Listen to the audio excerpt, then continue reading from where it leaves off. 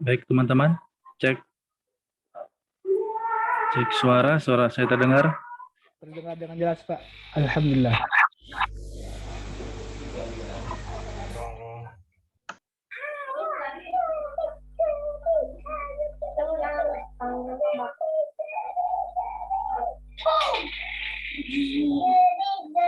Kekuatan api yuk ke air, angin.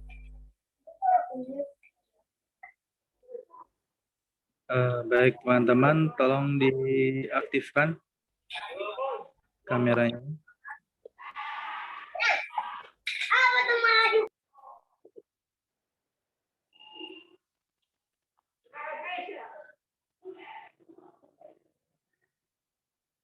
Tolong diaktifkan teman-teman. Tes.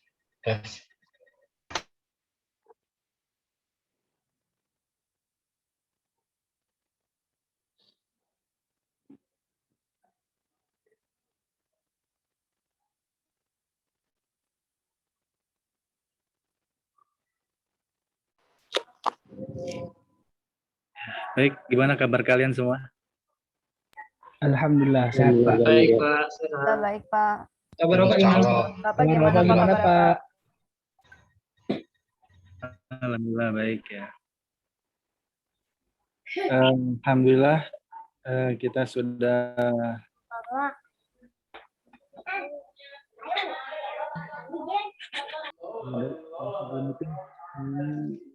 Bismillahirrahmanirrahim. Assalamualaikum warahmatullahi wabarakatuh. Waalaikumsalam warahmatullahi wabarakatuh.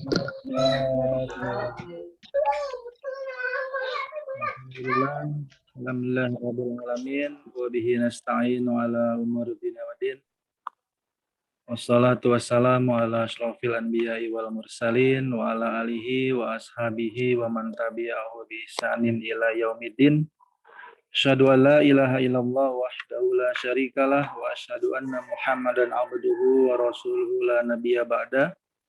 Rabbi shrah li sadri wa yassir li amri wahlul 'uqdatam min lisani yafqahu qawli. Baik teman-teman, alhamdulillah kita minggu kemarin sudah melaksanakan UTS ya, ujian tengah semester. Ya, bagaimana untuk soal?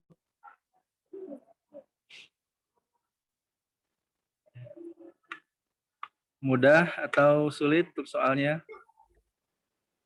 Alhamdulillah, Pak. Mudah, insya Allah. Subhanallah, Pak.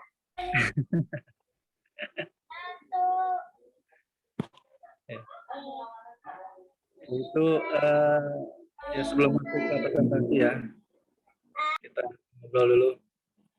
Itu sengaja ya saya membuat PG, yaitu PG 25, dan setiap satu poin itu ada, setiap satu nomor itu 3 poin. Ya, jadi kalau misalkan itu benar semua, akan mendapatkan 75 poin.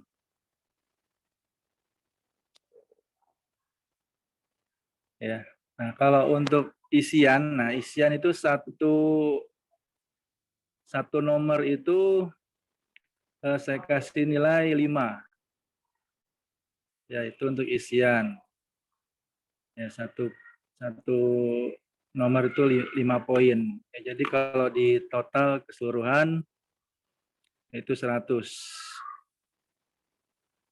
Ya, ini untuk UTS ya masih nilai murni kalian. Ya, alhamdulillah ada beberapa, ya ada dari setiap prodi ya. Ada yang jawabannya hampir mendekati sempurna. Ya, alhamdulillah. Nah, alhamdulillah juga untuk teman-teman ini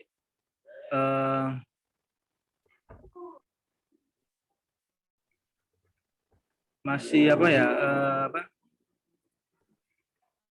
Masih bagus nilai kalian semua. Ya, jadi tidak ada untuk remedial. Ya. Mungkin saya mendapatkan ada tiga teman-teman dari kalian ini baru masuk perkuliahan atau bagaimana ini? Coba ya, ini saya sebutkan.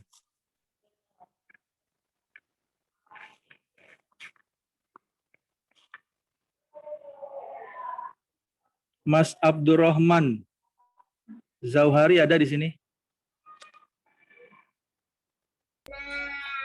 Dia habis pindahan dari karyawan, Pak. Oh, dia masuk di Zoom nggak sekarang ini? Dia kadang masuk, kadang enggak sih, Pak. Soalnya kemarin HP-nya hilang, gitu ceritanya. Makanya setelah saya cek, pertemuan 1 sampai 7 tidak ada dan dia ikut UTS. Kemudian ini ada Mbak Yuni Hapsari.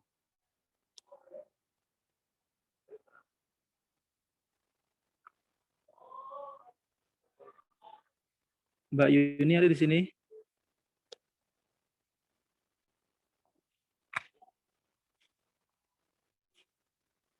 Mbak Yuni dari Sistem Informasi.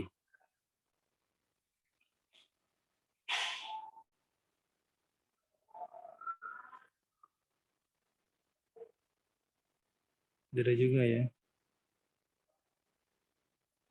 Kemudian Mas Salahuddin Abdul Aziz. Ya Pak, saya. Baru bergabung Mas atau gimana? Baru 2 minggu bergabung. Dari karyawan atau bagaimana? Nggak, baru daftar saya Pak.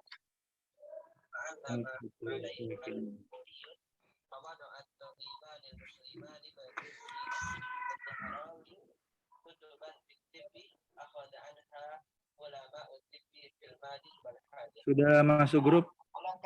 Sudah Pak.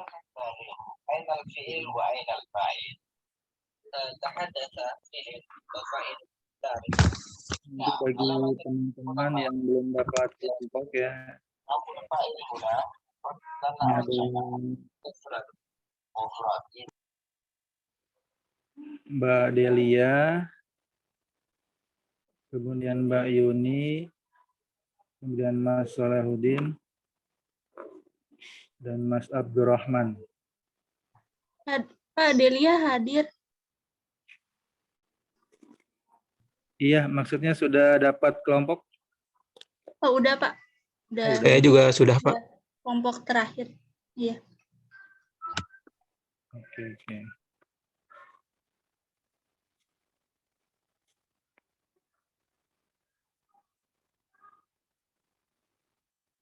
Ya, berarti Mbak Yuni. Baik teman-teman ya, sebelum kita mulai ya, untuk presentasi hari ini dari kelompoknya Mas Haidi dan Mas Iqbal ya. Bagaimana, sudah dipersiapkan? Ya, Pak. Sudah, Pak. Oke. Baik, kita mulai saja ya untuk presentasi hari ini ya dengan baca Al-Basmalah. Bismillahirrahmanirrahim. Baik, untuk waktu saya persilahkan.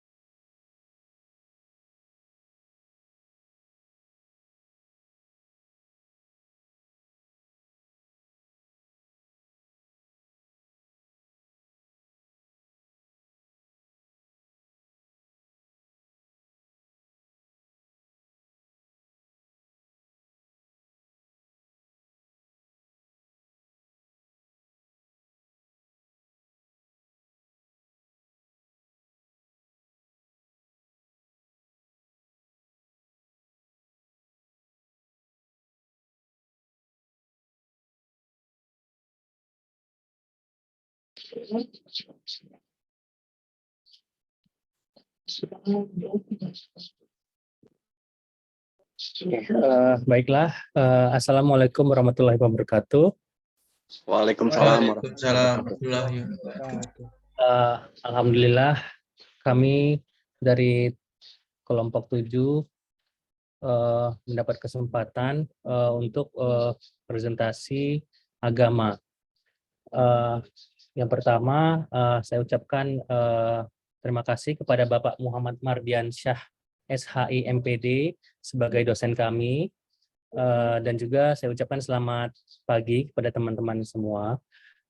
Pada kesempatan yang kali ini, kami akan mempresentasikan tentang yang berjudul integrasi iman Islam dan ihsan dalam membentuk insan kamil. Baiklah, seperti yang kita tahu sendiri, insan kamil ini dimaknai sebagai manusia yang sempurna dalam hal ibadah serta penghidupannya. Untuk membentuk insan kamil dalam diri seseorang adalah dengan memenuhi kriteria tertentu. Kriteria tersebut dimiliki oleh orang-orang yang mau berusaha untuk menjadi manusia yang luar biasa di hadapan Allah Subhanahu wa Ta'ala. Oleh karena itu, kami berlima akan membahas tentang bagaimana peran iman, Islam, dan ihsan dalam membentuk suatu insan kamil. Sebelumnya kelompok kami terdiri atas 5 orang, yaitu saya sendiri, Rio Firsan, yang kedua Muhammad Iqbal Ramadan, yang ketiga Putri Meliana Sari, yang keempat Rafifah Adila, yang juga yang kelima yaitu Arsyanah Nur Fatika. Baiklah, mungkin akan kita mulai. Silakan teman-teman.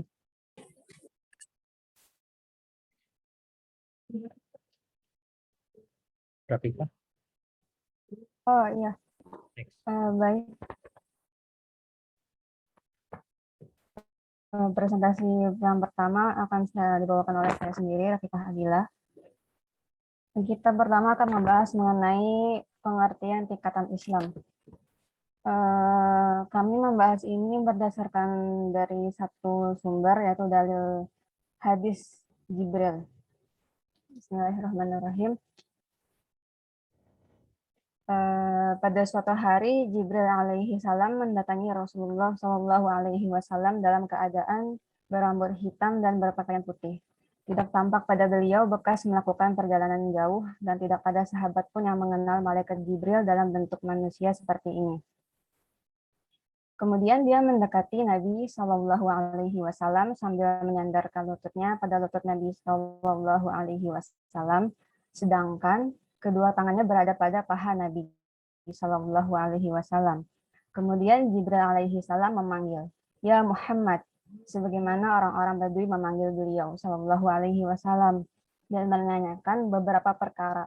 Di antaranya Nabi Shallallahu alaihi wasallam ditanyakan apa itu iman, Islam, dan ihsan. Ketiga perkara ini sendiri adalah ad-din, yaitu agama Islam itu sendiri. Hadis riwayat Muslim nomor 102. Hadis ini dikenal dengan hadis Jibril. Dari hadis ini, para ulama mengatakan bahwa Islam memiliki 3 tingkatan, yaitu Islam, iman, dan ihsan. Masing-masing dari tingkatan ini memiliki rukun yang akan dijelaskan pada slide berikutnya. Pertama, tingkatan pertama itu Islam. Dalilnya dalam hadis Jibril dikatakan bahwa waqala ya Muhammad akhbirni 'anil Islam. Faqala Rasulullah sallallahu alaihi wasallam al-Islamu an tashhada an la ilaha illallah wa anna Muhammadar Rasulullah wa tuqimas shalah wa tu'tiyaz zakah wa tasuma Ramadan wa tahujjal baita in istata'ta ilaihi sabila. Yang dimana artinya selanjutnya ia berkata, "Hai Muhammad, beritahukan kepadaku tentang Islam." Rasulullah Shallallahu alaihi wasallam menjawab, Islam itu engkau bersaksi bahwa tidak ada sesembahan yang berhak disembah selain Allah, dan sesungguhnya Muhammad itu utusan Allah. Engkau mendirikan sholat, mengeluarkan zakat, berpuasa pada bulan Ramadan, dan mengerjakan ibadah haji ke Baitullah jika engkau mampu melakukannya.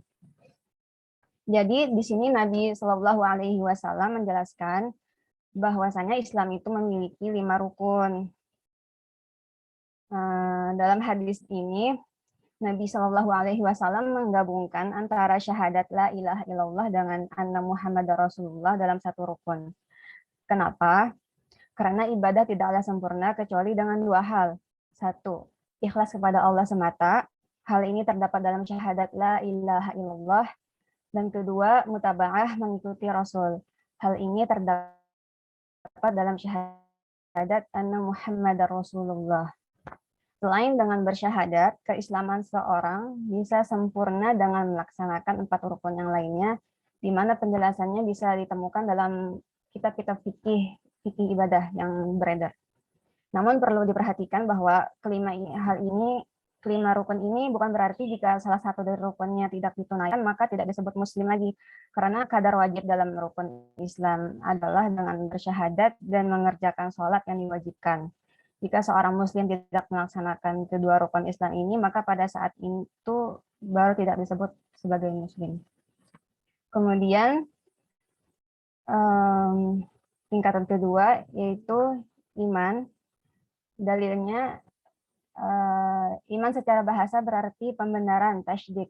Ketika Nabi Shallallahu Alaihi Wasallam ditanyakan oleh Jibril alaihi salam mengenai iman, qala fa akhbirni 'anil iman. Qala an tu'mina billahi wa malaikatihi wa kutubihi wa rusulihi wal yawmil akhir wa tu'mina bil qadari khairihi wa syarrihi. Artinya, orang itu berkata lagi, beritahukan kepadaku tentang iman. Rasulullah Shallallahu Alaihi Wasallam menjawab, engkau beriman kepada Allah, kepada para malaikatnya, kitab-kitabnya, kepada para rasulnya, kepada hari kiamat, dan kepada takdir yang baik maupun yang buruk. Hadis riwayat Muslim nomor 8. Di sini Nabi menjelaskan bahwa iman itu memiliki 6 rukun. Apabila salah satu rukun ini tidak dipenuhi, maka tidak disebut orang beriman. Tingkatan yang ketiga, ihsan. Dalam hadis Jibril, tingkatan Islam yang ketiga ini memiliki 1 rukun. Nabi Shallallahu Alaihi Wasallam menjelaskan mengenai ihsan. Wa qala fa akhbirni 'anil ihsan. Qala an ta'budallaha ka'annaka tarahu fa illam takun tarahu fa innahu yaraka. Orang itu berkata lagi, beritahukan kepadaku tentang ihsan. Rasulullah Shallallahu Alaihi Wasallam menjawab, engkau beribadah kepada Allah seakan-akan engkau melihatnya, dan jika engkau tidak mampu melihatnya, Allah akan melihatmu. Di sini catatan yang dimaksud dengan beribadah kepada Allah seakan-akan engkau melihatnya itu bukan berarti zat Allah, tetapi sifat-sifatnya.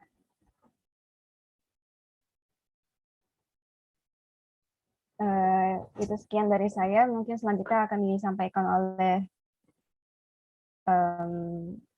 Saudara Iqbal. Saya akan melanjutkan penjelasan dari rekan saya, yaitu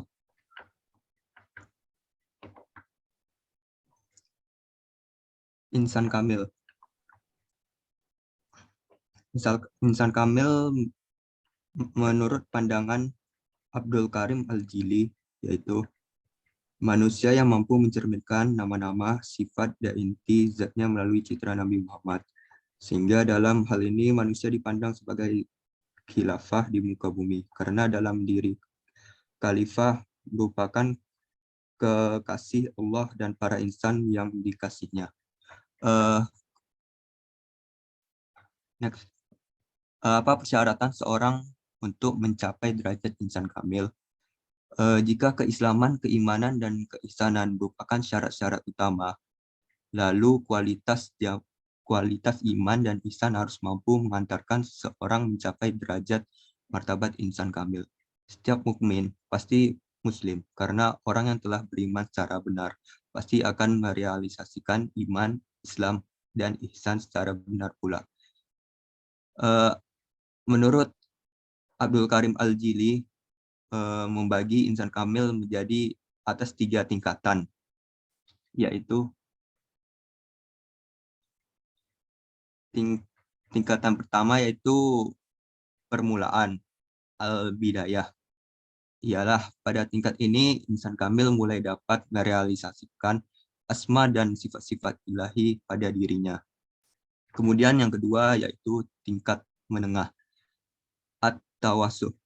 Pada tingkat ini, insan kamil sebagai orbit kehalusan sifat kemanusiaan yang terkait dengan realitas kasih Tuhan. Pengetahuan yang dimiliki oleh insan kamil pada tingkat ini telah meningkat dari pengetahuan biasa, karena sebagian dari hal-hal yang gaib telah dibukakan Tuhan kepadanya. Kemudian tingkat yang terakhir yaitu al-kitam. Pada tingkat ini, insan kamil telah dapat merealisasikan citra Tuhan secara utuh. Selanjutnya akan dilanjutkan oleh rekan saya.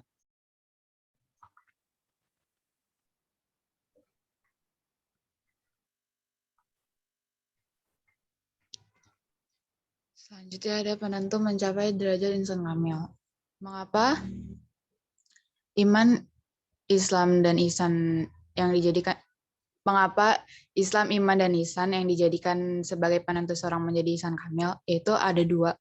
Yang pertama tuh karena Islam, iman dan ihsan merupakan aspek prudensial dalam beragama. Terus yang kedua, Islam, iman, dan ihsan merupakan tingkatan seorang hamba dalam mengabdikan diri kepada Allah Subhanahu wa Ta'ala. Selanjutnya,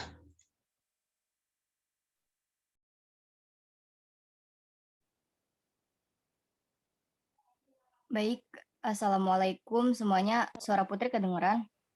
Waalaikumsalam warahmatullahi wabarakatuh. Waalaikumsalam warahmatullahi Waalaikumsalam. Ya, di sini Putri akan menjelaskan untuk contoh penerapan Islam, iman, dan ihsan dalam kehidupan sehari-hari. Jadi balik ketika Kak Rafifah menjelaskan tentang konsep Islam, konsep ihsan di hadis riwayat Muslim yang diambil oleh Imam An-Nawawi dan dicuplik lagi disambungkan di kitab Al-Arba'in nomor hadis yang kedua yang isinya engkau menjadikan aktivitas yang baik itu ibadah. Jadi bukan hanya baik tapi ada nilai ibadahnya. Sebagaimana contoh yang ada di layar presentasi, ada minuman A dan minuman B. Warna gelasnya sama, isi gelasnya pun sama, volumenya, tutupnya pun sama, nggak ada bedanya. Tapi misalnya kita kasih contoh, ada A menghidangkan minuman, terus B juga menghidangkan minuman yang sama. Tapi yang si A ini, dia meniatkan memberikan minuman ini bukan karena minumannya, tapi ingin mendapatkan ridha Allah Subhanahu wa Ta'ala. Dia meniatkan sebagai ibadah, bukan sekedar menghilangkan haus. Bagaimana caranya saya berikan Allah ridho dengan pemberian ini. Terus yang kedua, bagaimana dengan si B? Nah, kalau si B ini, dia berniat menghilangkan hausnya saja. Perhatikan, yang A dengan yang B ketika memberikan minuman fungsinya sama, minuman menghilangkan rasa haus. Jadi kalau diberikan sama-sama hausnya hilang. Tapi perbedaannya, A ketika meniatkan karena Allah ada nilai lebih di sisi Allah, ada nilai tersendiri di sisi Allah Subhanahu wa Ta'ala. Jadi begitu diberikan karena Allah dituliskan pahalanya minimal 10 kebaikan. Itu yang dimaksud dengan ihsan. Terus selanjutnya tolong Pak Rio.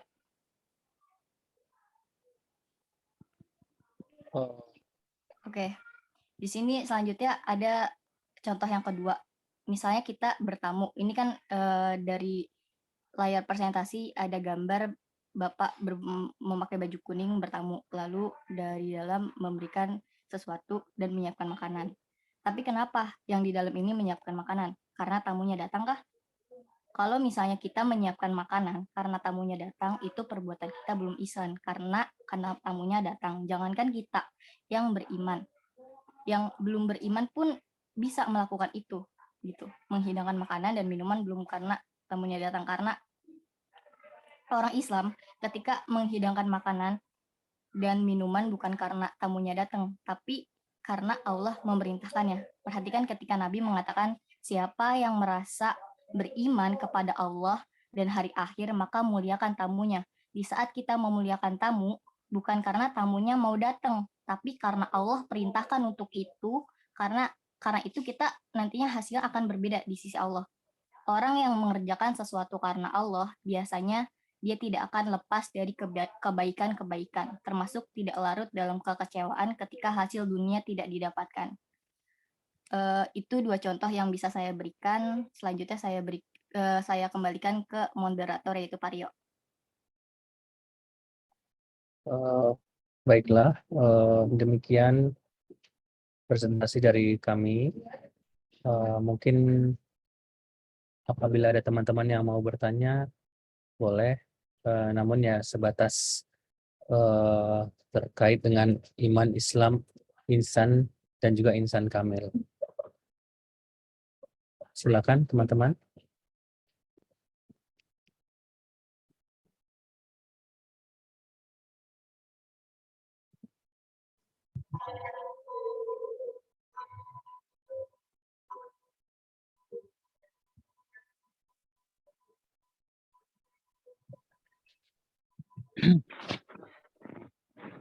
Izin bertanya.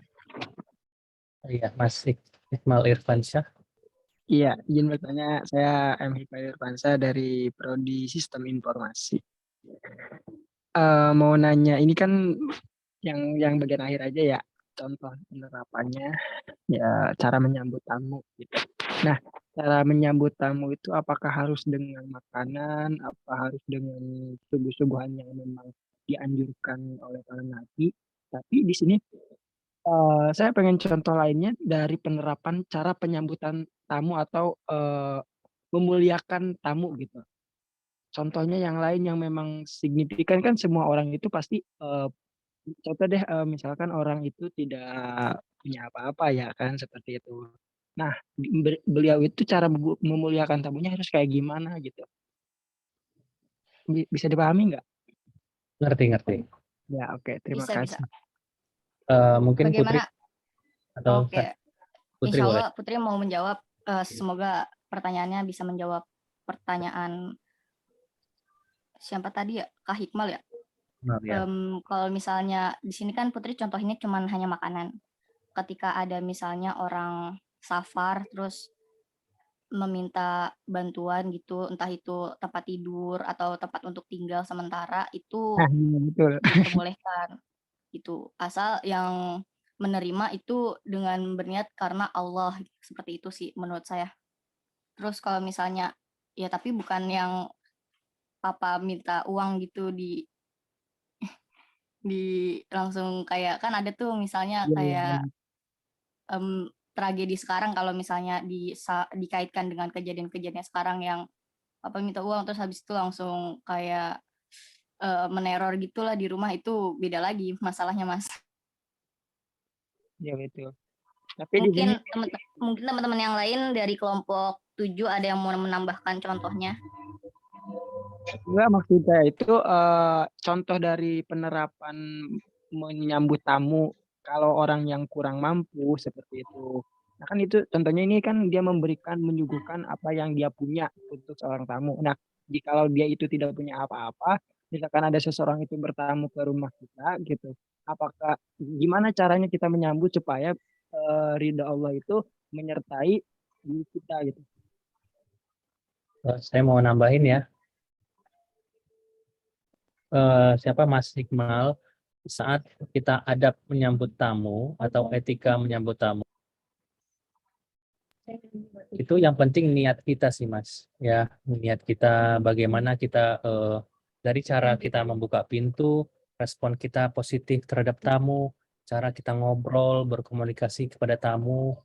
Saya rasa kalau komunikasi terjalin dengan baik dan mungkin kita bisa apa namanya menyodorkan atau berbasa-basi sedikit ya, maaf ya, mohon maaf kita belum bisa memberi apa-apa. Saya rasa itu di dalam Islam di apa namanya ada suatu kemakluman lah dari si pengunjung tamunya ini gitu sih Mas. Jadi tidak harus memberikan makanan juga gitu sih Mas.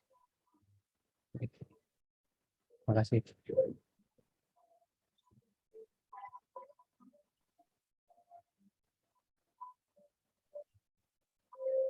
Mungkin ada yang mau nambahin lagi, teman-teman?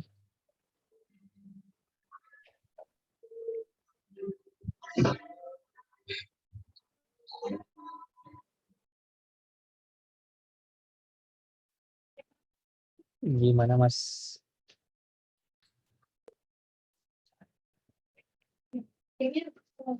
Mas Iqmal gimana? Atau mungkin ada mau yang bertanya lagi yang lain? Iya cukup Kak. Baik.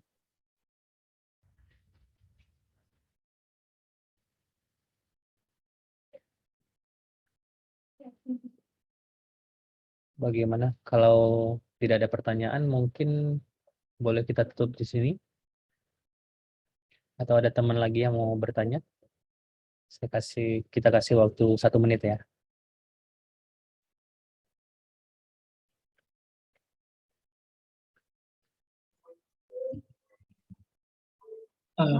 Saya mau bertanya. Baik, Mas Ahmad Rai. Saya Ahmad Faid Raihan dari Informatika. Saya mau bertanya, pendapat kalian ya. Kalian itu seorang muslim atau seorang beriman? Kayak gitu aja. Muslim. Berarti nggak beriman berarti. Gimana tuh?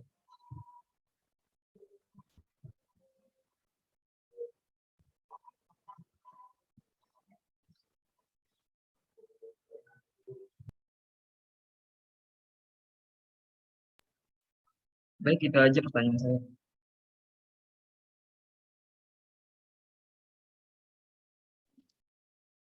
Iya, baik.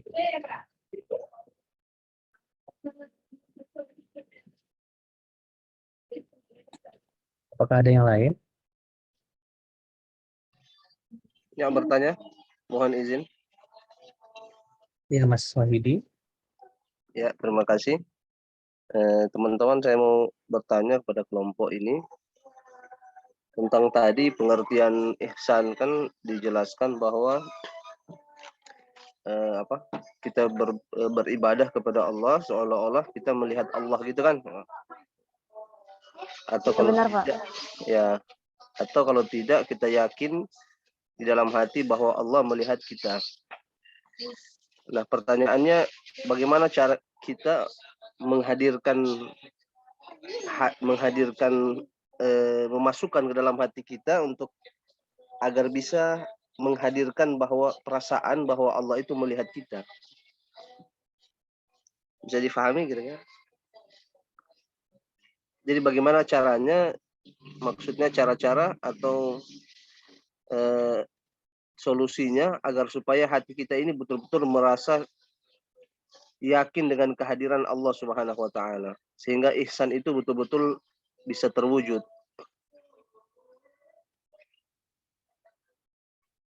Kira-kira bisa dipahami? Oh iya, siap. Mas Wahidi. Pertanyaannya tadi bagaimana kita bisa menghadirkan sosok yang kita percaya sehingga kita bisa lebih menjadi manusia. Ya, ketika kita ibadah, misalnya ketika sholat, kita kan takbir ini.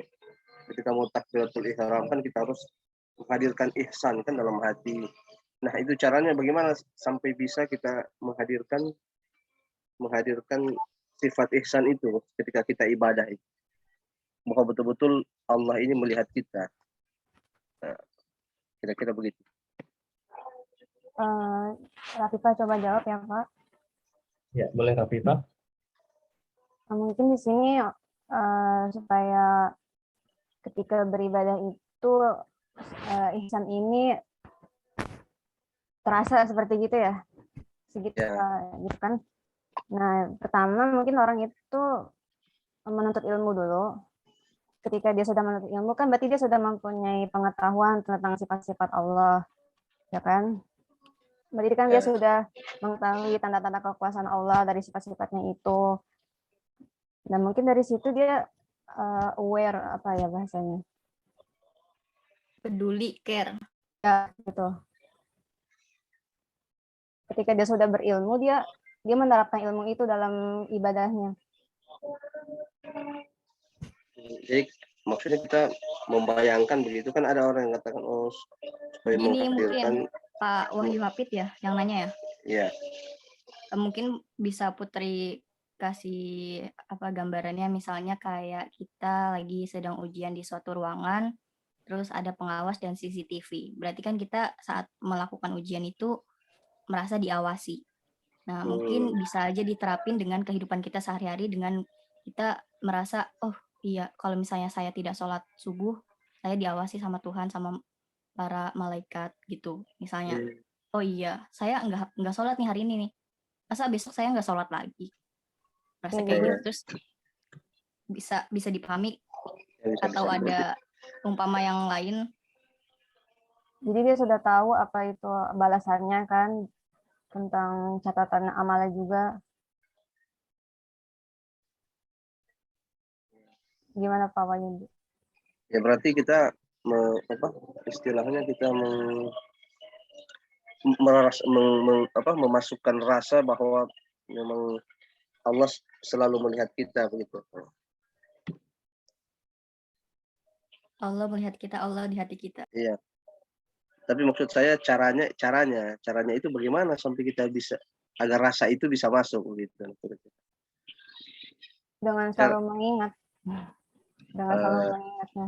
Misalnya kita sedang sholat, mau takbir, apakah kita untuk menghadirkan ihsan dalam hati, apa kita harus menyebut Allah terus? Misalnya sholat sebelum takbir kita sebut Allah Allah, atau ada yang lain mengatakan harus membayangkan wujud Allah seperti itu. Mungkin menurut saya ikhlas sih, kayak saya menjalankan ibadah ini ikhlas karena Allah Ta'ala. Terus saya saya menjalankan ibadah bekerja ini misalnya yang sedang bekerja karena ikhlas Allah Ta'ala kan, karena bekerja pun ibadah kan. Terus boleh lagi ditambah dengan tadul karafif, boleh lagi ditambah dengan berada di lingkungan yang positif kayak gitu, kayak yang mengajak Pak Wahyu untuk lebih beribadah dan lebih mendekatkan diri kepada Tuhan, seperti itu mungkin. Cara kita tambahin boleh ya? Ya, gimana? Mungkin bisa ditambahkan juga dengan rasa pengharapan dan takut, khauf dan roja ketika beribadah.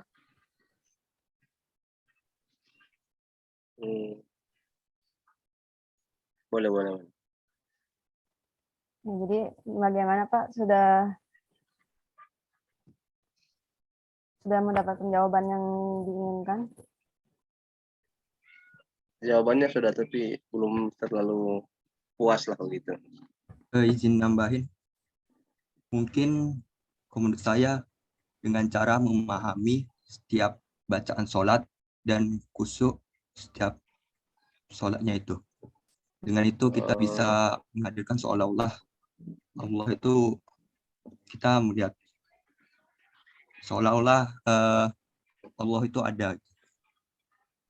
Baik, makasih Mas Muhammad Iqbal. Berarti kita bisa dengan memahami arti dari bahasa Arab, atau bacaan sholat. Bacaan betul. Arti dari bacaan sholat dan kita menjadi lebih khusyuk ya, karena itu bahasa kita sendiri ya, bahasa Indonesia. Dan mungkin saya mau nambahin, kita bisa menyingkirkan pikiran negatif dulu sih Mas Wahyudi. Bagaimana kita hindari untuk berprasangka buruk terhadap Allah, prasangka misalnya seolah-olah kita dengan beribadah ini kita tidak akan masuk surga, atau mungkin dengan beribadah yang kurang kita merasa kalau kita kurang, kita tidak akan menjadi insan kamil yang diinginkan Allah ya. Mungkin itu aja sih, menghindari prasangka buruk sih.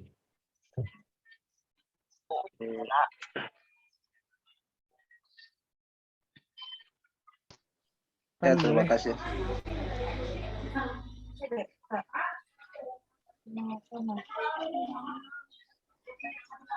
Jadi gimana? Izin menambahkan, boleh? Kalau misalnya teman-teman menambahkan boleh, mana tahu ada jawaban kita yang kurang memuaskan gitu. Mungkin saya di sini cuma memasukkan qaul ya. Qaul dari seorang ulama dari zaman Abbasiyah kalau nggak salah tuh. Jadi dikatakan tafakkaru fi khalqillah wala tatafakkaru fi dzatillah. Berpikirlah kalian tentang penciptaan Allah, tentang kekuasaan Allah, tentang ayat-ayat Allah, dan janganlah kalian berpikir tentang zatiyah Allah. Jadi kita nggak boleh berpikir bahwasanya misalnya Allah itu besarnya seperti apa, kemudian Allah tinggalnya di mana, duduknya kayak gimana. Jadi kita tidak boleh berpikiran seperti itu. Kenapa?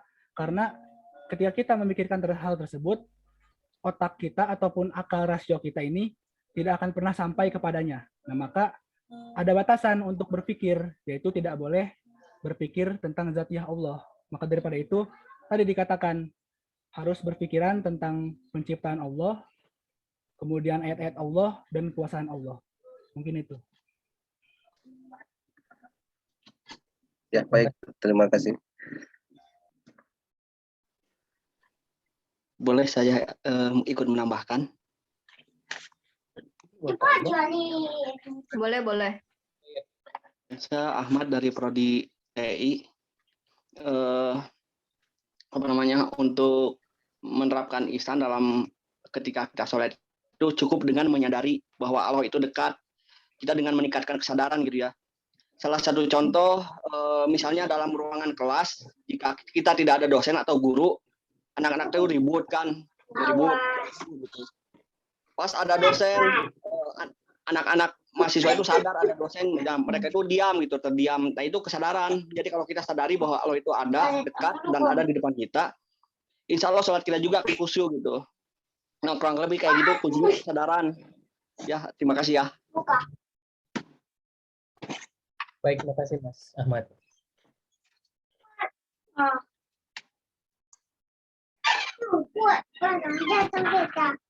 Menarik ini ya. Pertanyaannya menarik, diskusi menarik ya. Bagaimana menghadirkan agar apa namanya? Ya, terima kasih. Baik. Sudah cukup puas. Terima kasih Mas Wahyudi. Ya. Bersama. Bagaimana untuk teman-teman yang lain?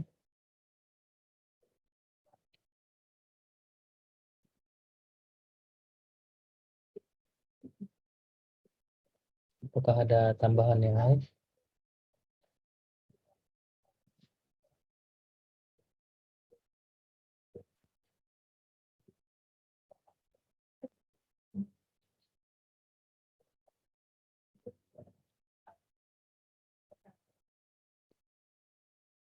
Izin Pak Muhammad Mardiansyah, apa boleh kita tutup Pak?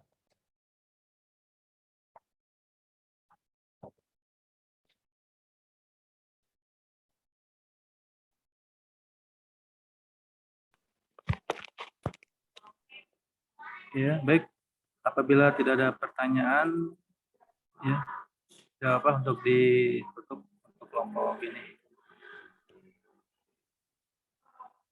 Baik. Wabillahi taufiq wal hidayah. Wassalamualaikum warahmatullahi wabarakatuh.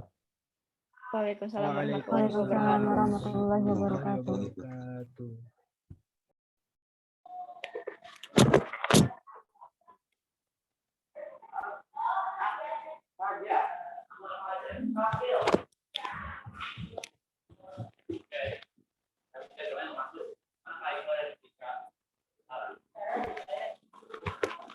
Baik teman-teman, terima kasih ya untuk kelompok pertama. Ini subhanallah sekali ya. Banyak yang kita ambil dari materi ini, yang tadi yang membahas tentang bagaimana cara untuk menghadirkan sifat ihsan dalam ibadah. Jadi di sini saya menambahkan sedikit. Allah Subhanahu wa taala memerintahkan manusia untuk selalu beribadah kepadanya. Perintah ini sangat jelas ya, mengandung maksud bahwa ibadah itu adalah sarana bagi manusia untuk bisa dekat kepada Allah, di zaman sekarang banyak orang yang merasa dirinya itu jauh dari Allah. Ada beberapa golongan yang jauh dari Allah, di antaranya itu orang-orang yang keras hati. Ya, yang dimaksud dalam artian ini adalah orang-orang yang suka berbicara namun jarang berzikir dan mengingat Allah Subhanahu wa taala. Hanya dengan mengingat Allah, hati kita menjadi tenang. Baik, untuk kelompok kedua, apakah sudah dipersiapkan? Sudah, Pak. Oke, baik. Untuk waktu saya persilahkan.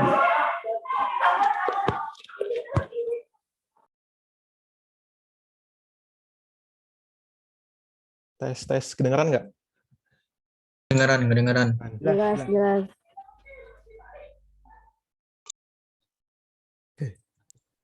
Bismillah, Assalamualaikum warahmatullahi wabarakatuh. Waalaikumsalam warahmatullahi wabarakatuh. Alhamdulillahil wahidil qahar, al-azizil ghafar, muqadir aqdar, musarifil umuri ala ma yasha wa yakhtar, wa mukawwiril laili ala nahar. Wassalatu wassalamu ala nabiyina Muhammad wa ala alihi wa sahbihi wa man tabi'ahum bi ihsani ila yaumiddin abad. Baik teman-teman, di pagi hari yang dia berkah ini, insya Allah kami akan mempresentasikan materi kami yang bertema kontribusi Islam dalam pengembangan peradaban dunia. Dan ini adalah anggota kelompok kami. Ada Ahmad Nathan Firdaus, Dias Arta Putra, Fernanda Harajoge Putra, saya sendiri, dan ada Ibrahim. Oke, pendahuluan. Oke, jadi sebenarnya kalau kita ngomongin pengembangan peradaban Islam itu nggak bakal jauh dari sejarah. Nah, apa sih tujuan kita mempelajari sejarah, khususnya sejarah pengembangan peradaban Islam? Nah, tujuannya itu agar umat Islam di zaman sekarang mengambil pelajaran dari umat terdahulu, seperti ketakwaan kepada Allah, karena memang ketakwaan itu merupakan salah satu faktor dalam perkembangannya suatu bangsa, atau semangat dan usaha mereka dalam mengembangkan ilmu pengetahuan, sehingga ilmu pengetahuan ini dapat bermanfaat bagi kaum muslimin, bahkan dunia. Nah, sebaik kisah sejarah yang dapat diambil pelajaran dan hikmah berharga darinya adalah kisah-kisah yang terdapat dalam ayat Al-Quran dan hadis-hadis yang sahih dari Rasulullah SAW. Ya, walaqad yassarnal Qur'ana lidzikri fahal mim muddakir. Sesungguhnya telah kami mudahkan Al-Quran, maka apakah ada yang ingin mengambil pelajaran? Gitu. Dan memang sebenarnya bahkan sepertiga Al-Quran itu isinya kisah. Kita ambil contoh saja seperti surat Yusuf. Di surat Yusuf itu isinya tentang kisah Nabi Yusuf semua. Atau misalkan surat Al-Qasas tentang Nabi Musa dan Qarun, atau surat At-Toha. Gitu teman-teman. Nah, karena kisah-kisah tersebut di samping sudah pasti benar, bersumber dari wahyu Allah Azza wa Jalla yang maha benar. Juga karena kisah-kisah tersebut memang disampaikan oleh Allah Subhanahu wa taala untuk menjadi pelajaran bagi orang-orang yang berakal sehat.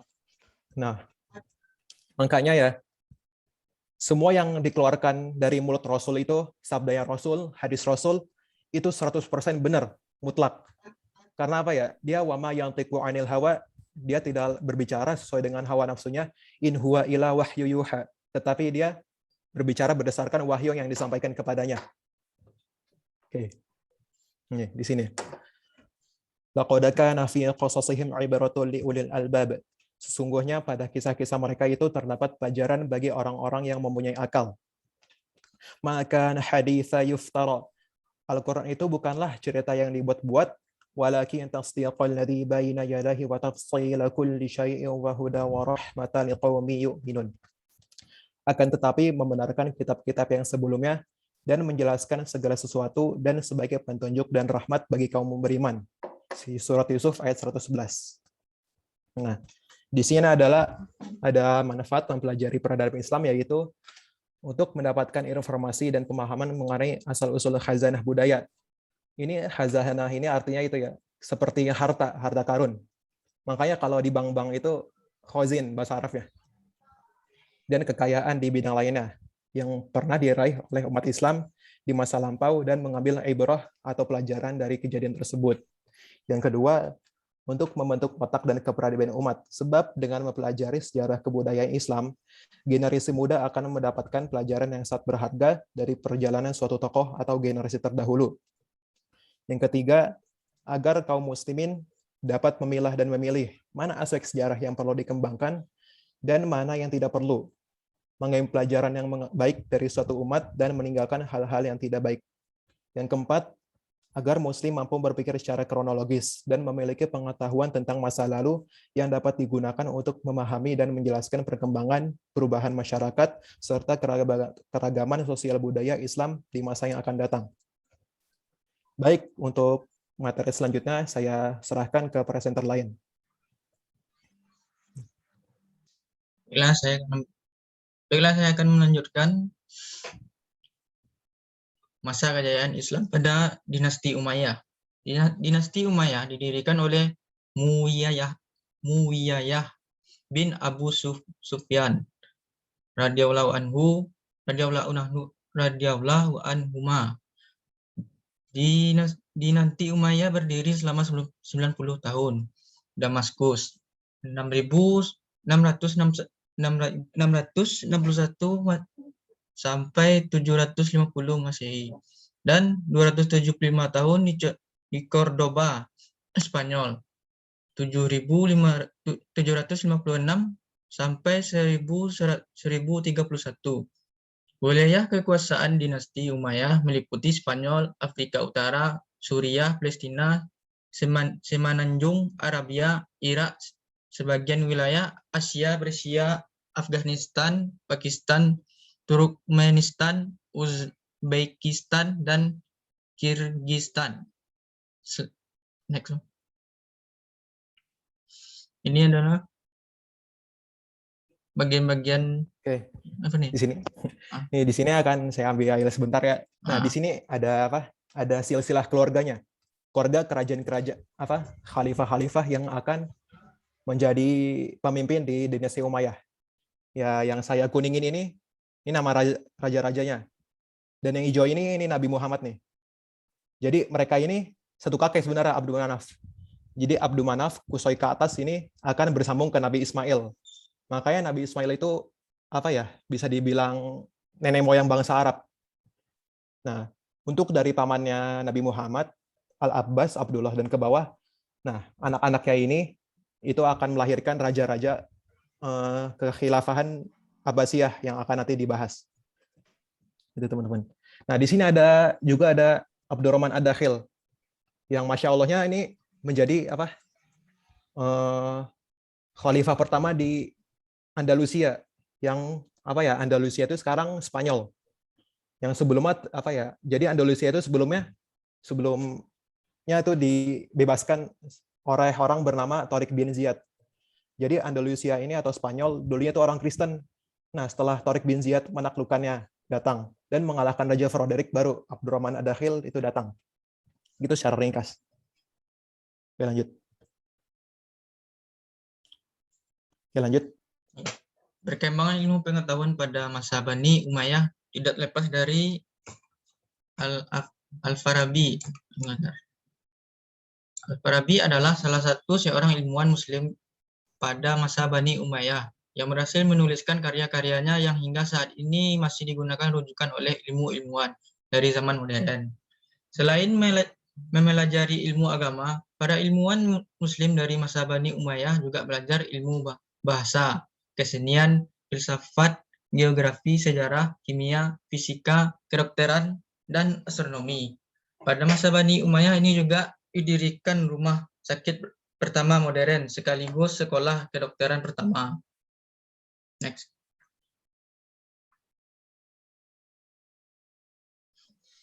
Oke teman-teman, di sini saya akan menjelaskan masa kejayaan Islam pada dinasti Abbasiyah.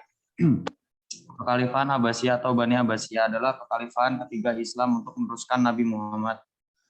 Kekhalifahan ini didirikan oleh dinasti keturunan dari paman Nabi Muhammad, Abbas bin Abdul Muttalib, 556 sampai 652. Dinasti Abbasiyah memerintah sebagai khalifah di Baghdad, Irak setelah menggulingkan kekhalifahan Umayyah dalam revolusi Abbasiyah pada tahun 750 Masehi. Khalifah Abbasiyah memindahkan ibu kota pemerintahan di Damaskus ke Baghdad selama 5 abad pemerintahannya. Kekhalifahan ini berhasil menjadikan dunia Islam sebagai pusat pengetahuan dunia. Untuk bagian ini akan dijelaskan oleh Heidi. Oke, yang di sini sama aja kayak tadi sih.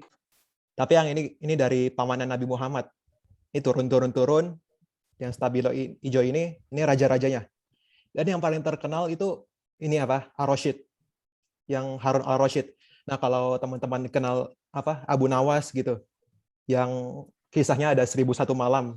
Nah, itu hidupnya satu zaman nih sama Harun Ar-Rasyid ini, rahimahullah. Gitu teman-teman.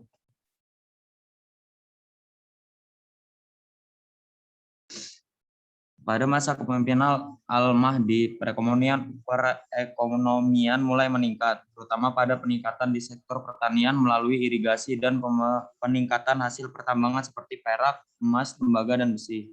Selain itu, para pedagang yang transit dari timur dan barat juga banyak yang membawa kekayaan. Pada masa Khalifah Harun Ar-Rasyid dan putranya, Al-Ma'mun, kekayaan negara banyak dimanfaatkan untuk keperluan sosial, seperti mendirikan rumah sakit, lembaga pendidikan kedokteran, dan farmasi. Selama pemerintahannya, Bani Abbasiyah berhasil mengkonsolidasikan kembali kepemimpinan gaya Islam dan menyuburkan ilmu pengetahuan. Faktor yang paling utama penyebab tumbuhnya peradaban ilmu pengetahuan pada masa dinasti Abbasiyah adalah didirikannya tempat-tempat pendidikan, seperti akademi dan perpustakaan. Pada masa itu, perpustakaan berperan layaknya universitas pada zaman sekarang. Kesejahteraan sosial, kesehatan, pendidikan, dan ilmu pengetahuan dan kebudayaan beberapa pada zaman keemasannya. Hal tersebut menjelaskan perkembangan pada bidang ekonomi, pendidikan, dan hukum pada masa dinasti Abbasiyah. Pada masa inilah negara Islam menempatkan diri sebagai negara terkuat dan tidak tertandingi. Slide selanjutnya akan dibacakan oleh Diaski. Oke, teman-teman, ntar ya. Nah, di sini ada gambar ya. Ini Al-Qarawiyyin, universitas pertama dan tertua di dunia. Ini ada letaknya tuh di Maroko. Jadi ya ini apa? Orang-orang Eropa terdahulu tuh belajarnya ke sini nih. Jadi ya universitas pertama itu bukan yang kita kenal seperti Oxford, Cambridge, dan lain-lain, tapi ya ini. Dan ini juga termasuk salah satu apa warisan UNESCO ya, dan masih beroperasi sampai sekarang. Oke. Di sini ada faktor penyebab kemajuan dan kemunduran peradaban Islam. Kemajuan peradaban Islam disebabkan pada orientasi peradaban yang diarahkan pada kemajuan ilmu pengetahuan dan bukan ekspansi perluasan wilayah.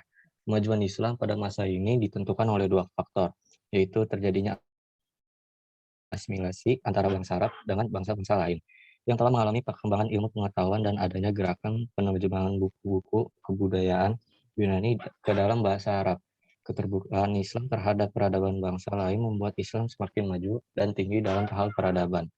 Nah, sedangkan kemunduran peradaban Islam ditandain dengan adanya disintegrasi dan perpecahan di kalangan umat yang menyebabkan Islam mundur dari pentas satu panggung peradaban dunia. Di Spanyol, kehancuran Islam sebagaimana dikutip Badriyatim, ada beberapa faktor penyebab antara lain adanya konflik penguasa Islam dengan pengusaha Kristen, adanya ideologi pemersatu, kesulitan ekonomi, tidak jelasnya sistem peralihan kekuasaan, dan letaknya yang terpencil dari pusat wilayah dunia Islam yang lain. Oke, next.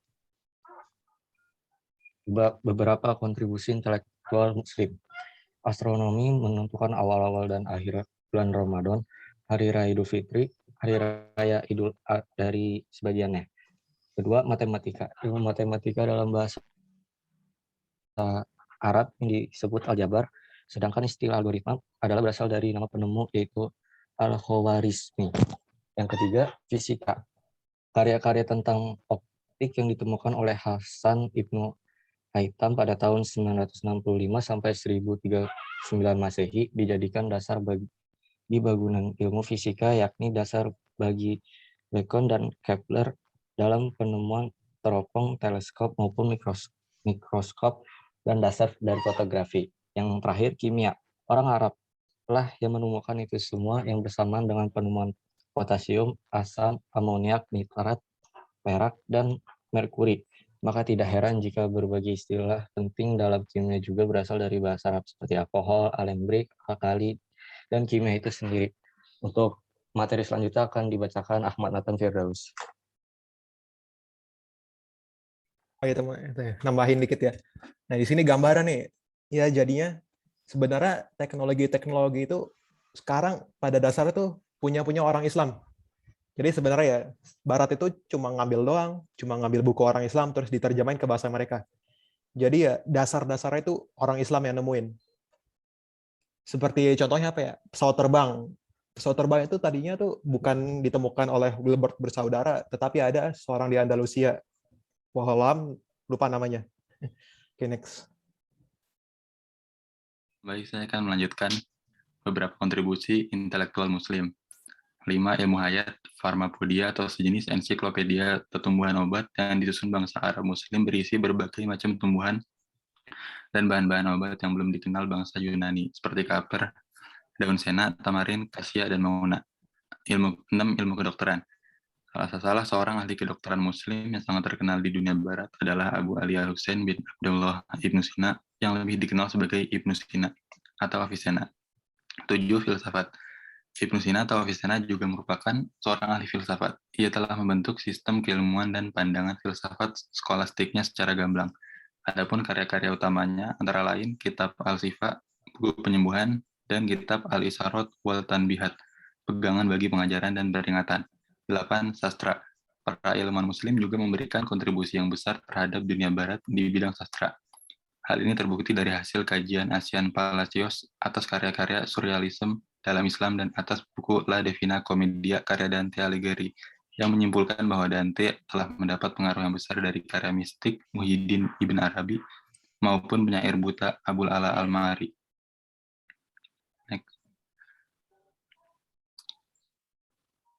9. Geografi dan sejarah. Dalam bukunya yang berbahasa Inggris berjudul Golden Pastures, Hasan Ali Al-Masudi memaparkan gambaran lengkap tentang setiap negeri yang pernah dikunjunginya pada pertengahan abad ke-10. 10. Sosiologi dan ilmu politik. Ibnu Khaldun merupakan pemikir filsafat sosiologi dan sejarah yang terkenal dalam peradaban Islam. 11. Arsitektur dan seni rupa. Arsitektur Muslim tampak dalam bentuk istana maupun masjid yang gemerlapan yang di kemudian hari berpengaruh pada seni bangunan gereja pada abad pertengahan di Eropa. 12. Musik. Seorang musikus Muslim bernama Abu Hasan Ali Ibn Nafis atau sering dipanggil Ziryab telah mendirikan konservatorium musik-musik Andalusia. Sejak itu teori musik mulai dikembangkan oleh Al-Farabi yang menulis kitab Al-Musiki, pegangan musik. Teman-teman mungkin sampai di sini aja. Ya, sebenarnya kalau kita ngomongin tentang peradaban Islam dan kontribusi untuk dia itu ya nggak bakal cukup untuk beberapa slide ini. Masih bakal banyak banget itu. Oke teman-teman, terima kasih. Untuk yang mau bertanya silahkan. Saya Ahmad izin bertanya. Saya Ahmad dari Prodi TI mau bertanya. Ya, silakan. Saya mau lihat slide halaman 9. Itu disebutkan kepemimpinan Al-Mahdi. Itu Al-Mahdi yang mana ya? Pada masa kepemimpinan Al-Mahdi. Bisa jelaskan Al-Mahdi yang mana gitu, siapa gitu. Makasih ya. Oh iya.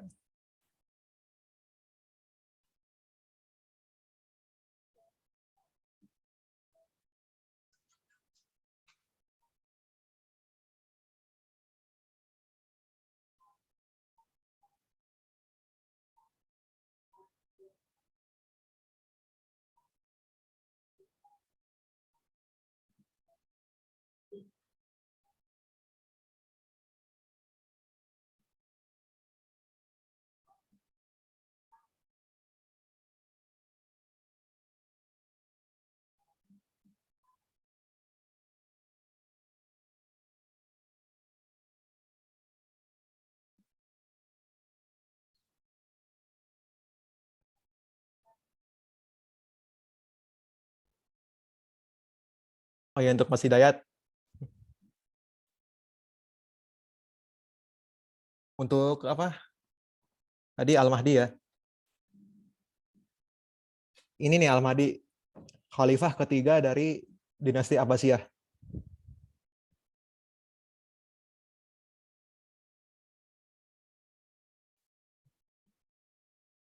Oh, jadi Imam Mahdi udah lahir ya pada zaman dinasti Al-Abbasiyah ya? Oh, maksudnya kalau itu cuma kesamaan nama, Mas. Kalau Al-Mahdi ya belum. Oh, belum ya. Jadi Iya. sama nama. Oh, yang Bapak. Makasih ya. Oh ya, kalau Al-Mahdi juga orang namanya banyak yang Al-Mahdi. Oke, Mas.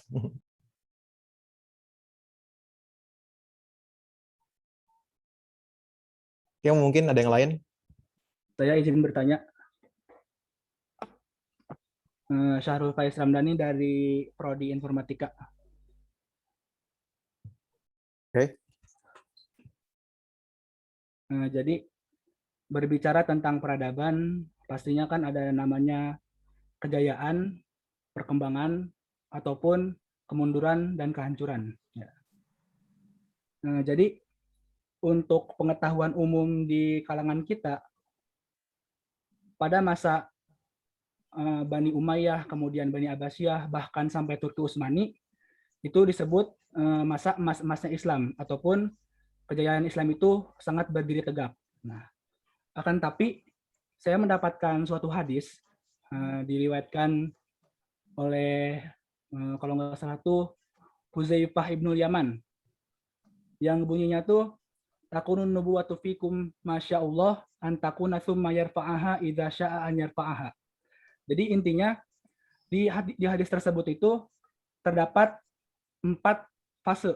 Ya. Pertama, khilafah ala manhajin nubuwah, artinya khilafah ataupun kepemimpinan yang berdasarkan manhaj kenabian. Ya, siapa? Yaitu Khulafatur Rasyidin.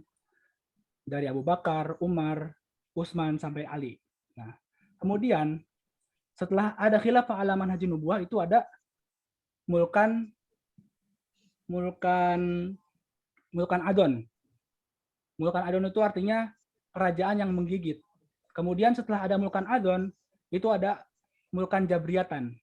Artinya kerajaan yang diktator. Nah, jadi saya ingin minta pendapat tepatnya untuk pada masa Bani Umayyah, Abbasiyah sampai Turki Utsmani, ini disebutnya kejayaan Islam, kemajuan Islam, perkembangan Islam, atau kehancuran dan kemunduran Islam. Karena itu cukup ikhtilaf.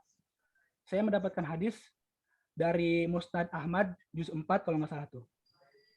Jadi saya ingin minta pendapat kepada teman-teman sekalian, lebih tepatnya zaman Umayyah, Abbasiyah sampai Turki Utsmani bisa disebut kejayaan, kemajuan atau keemasan, atau bisa disebut kemunduran bahkan kehancuran. Mungkin itu.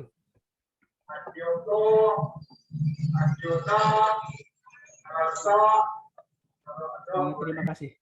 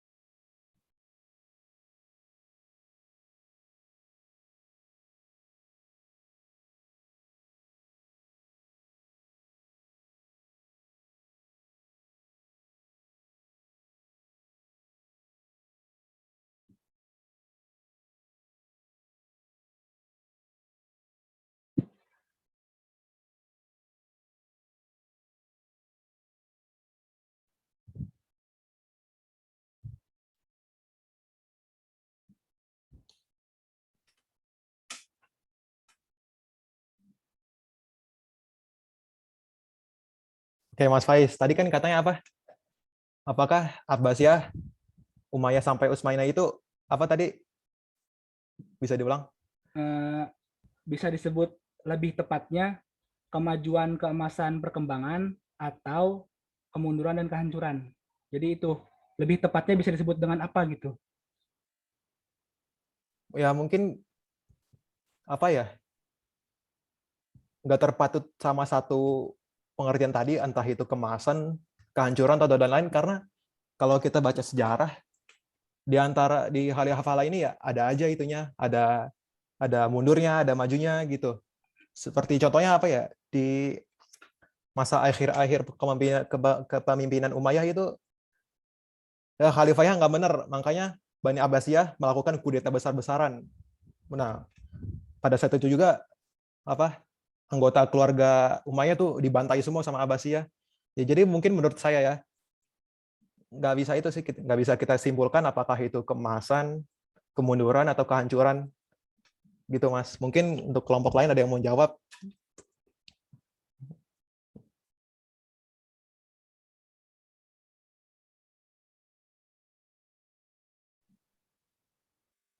Tapi masalahnya di umum ini ataupun di pengetahuan kita, bukan pengetahuan kita, pengetahuan umum, jadi sangat menggembor-gemborkan keemasan Islam itu sendiri. Ya, seperti misalnya Turki Utsmani kan dengan Muhammad Al-Fatihnya, kemudian Abbasiyah dengan Harun Ar-Rasyidnya, kemudian tadi ada apa pemimpin Andalusia pertama Abdurrahman Ad-Dakhil. Jadi banyak orang-orang yang menggemborkan itu, akan tapi tidak juga ataupun sangat sedikit memunculkan hal-hal yang bersifat kemunduran gitu. Jadi di situ saya bingung. Ini saya dapat hadis bahwasanya kalau misalnya dalam fase tersebut itu termasuknya ke dalam fase mulukan adon ataupun mulukan jabriyatan, kerajaan yang menggigit dan kerajaan yang diktator. Nah, jadi di situ simpang siur. Jadi makanya bisa jadi di antara kalian ada yang punya pendapat gitu. Boleh kita sharing biar semakin banyak pengetahuan juga kita bisa mengetahui apa yang ada di balik itu gitu.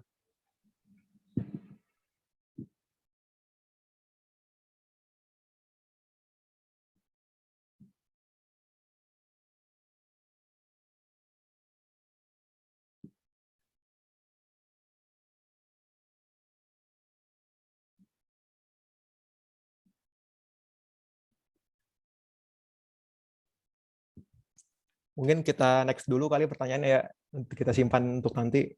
Untuk yang lain ada yang bertanya?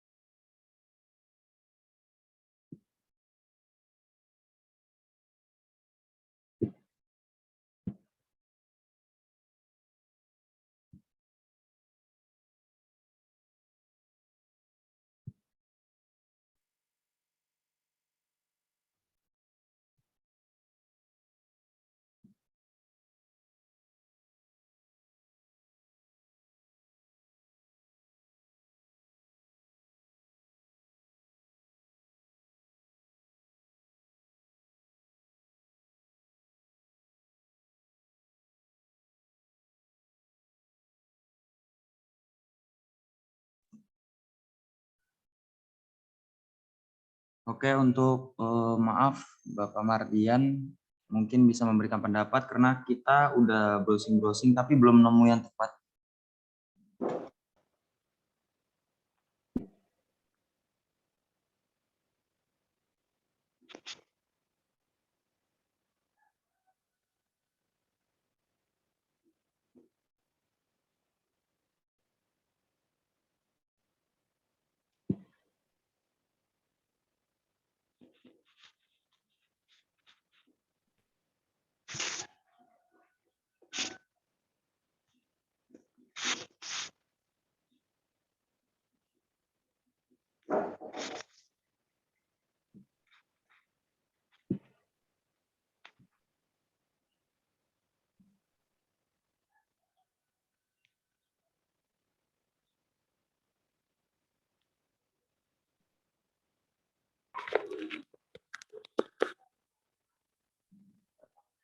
Baik, bagaimana?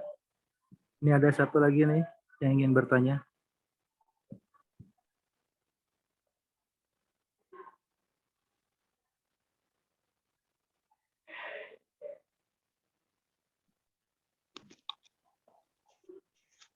Ya, silakan Mbak Lili.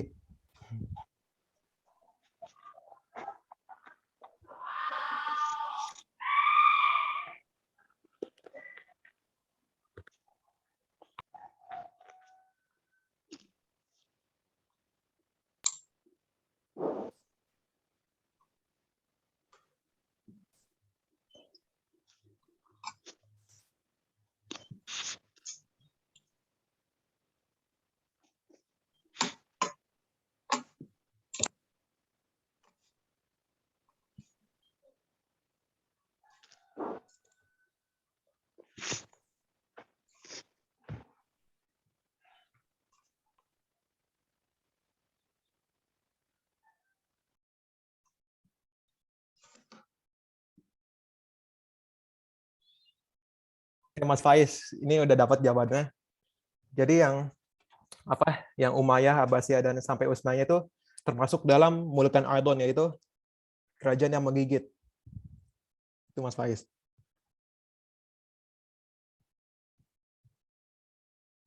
Baik, syukron jazakumullah khairan katsira ala akhi Haidi. Terima kasih. Mbak Lili, silakan.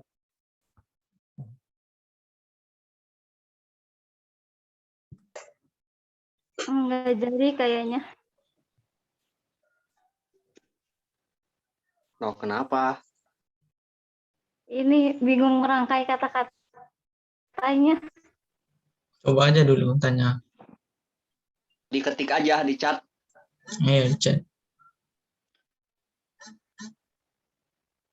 Ini pada zaman dahulu kan Islam tuh sangat ini ya berperan penting dalam peradaban dunia.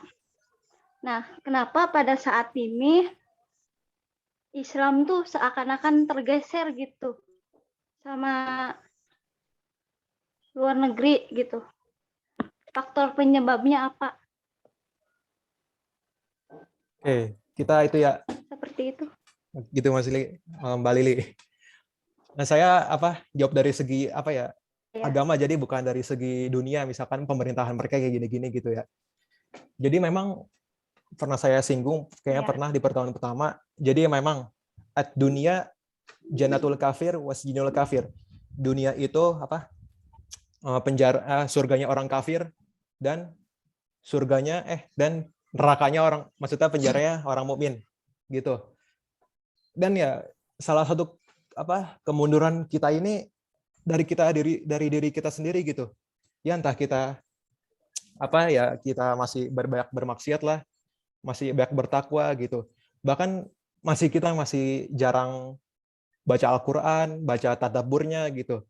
Kan sudah disebutkan dalam surat Al-A'raf, walau anna ahlal qura amanu wattaqaw lafatahna 'alaihim barakatim minas sama. Seandainya penduduk suatu daerah itu bertakwa, maka akan kita bukakan pintu langit. Ya, jadi otomatis kalau kita bertakwa ya insya Allah akan maju juga gitu. Nah, coba kita ambil contoh ini ya, orang Yahudi. Orang Yahudi kita tahu kan orang Yahudi itu gimana sekarang, mereka mendominasi dunia dan cerdasnya mereka bukan main. Nah, tapi apa di balik kecerdasan mereka? Ternyata orang Yahudi juga itu tuh baca Al-Quran, gitu. Pernah saya dengar ceritanya Pak Habibie waktu di Jerman. Pak Habibie itu biasanya bangun jam 2 gitu. Nah, tapi ada temannya bangun lebih pagi dari dia. Dan apa yang dia baca? Ternyata yang dia baca itu adalah Al-Quran. Gitu. Orang Yahudi aja percaya Al-Quran. Nah, kita sebagai umat Muslim, ya males-malesan, mungkin. Terus kita nggak tahu apa yang kita baca, gitu. Mungkin itu salah satu penyebab kemunduran kita juga. Kita jauh dari Al-Quran dan Sunnah. Dan kita ambil contoh dari Jenderal Perancis, Napoleon itu. Apa kata Napoleon?